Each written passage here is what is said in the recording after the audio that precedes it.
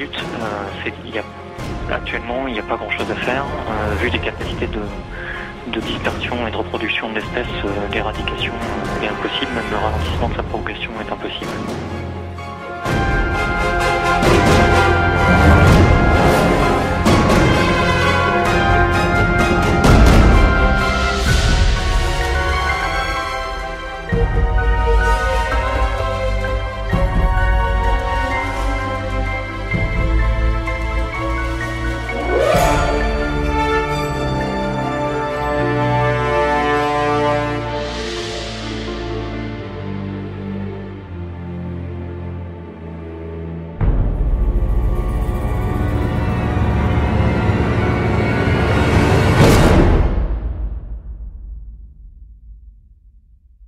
Il y a trois problématiques finalement, hein. Il y a les risques de santé publique, hein. C'est un insecte qui pique. Un des principaux enjeux, c'est pour le monde apicole, hein, qui est déjà assez en difficulté. Et puis donc le frelon asiatique est un gros prédateur d'abeilles. Comme c'est un consommateur d'abeilles qui favorise la pollinisation, s'il n'y a pas de pollinisation, donc la production végétale est en difficulté.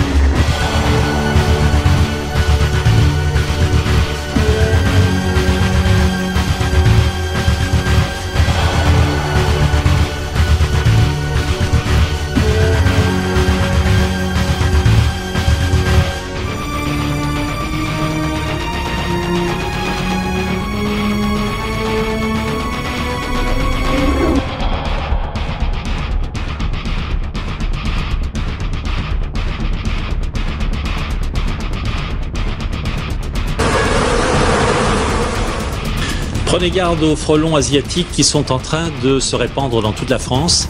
Ils sont arrivés d'Asie il y a 8 ans. Ils ont commencé par installer leurs essaims dans le sud-ouest et à s'attaquer aux abeilles. Mais leur piqûre reste pour nous très dangereuse, hein.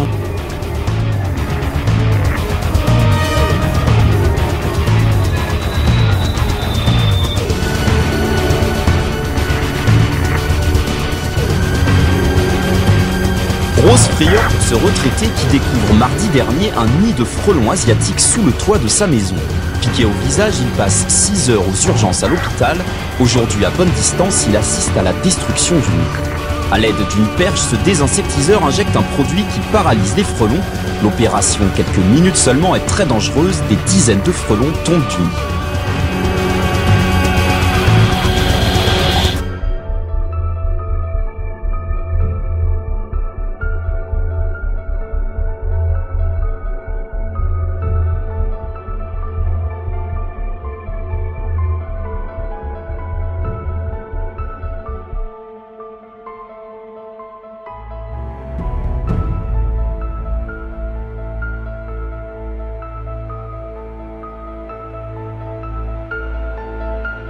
C'est en ouvrant la fenêtre juste au-dessous du nid que François Bricot s'est fait piquer au sourcil.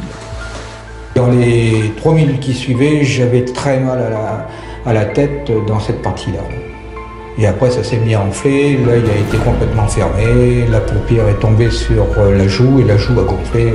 Voilà. Arrivé dans le sud-ouest en 2004, le Vespa velutina, c'est son nom latin, n'a cessé de coloniser d'autres départements.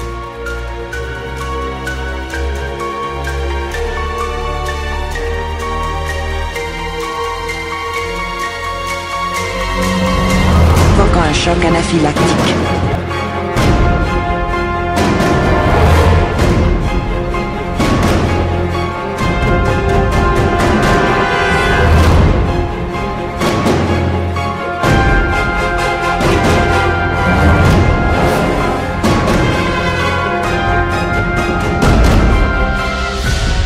Le frelon asiatique reste un prédateur tueur d'abeilles avant de s'attaquer à l'homme, mais ses piqûres peuvent être mortelles, il ne faut pas se fier à la beauté de son nid.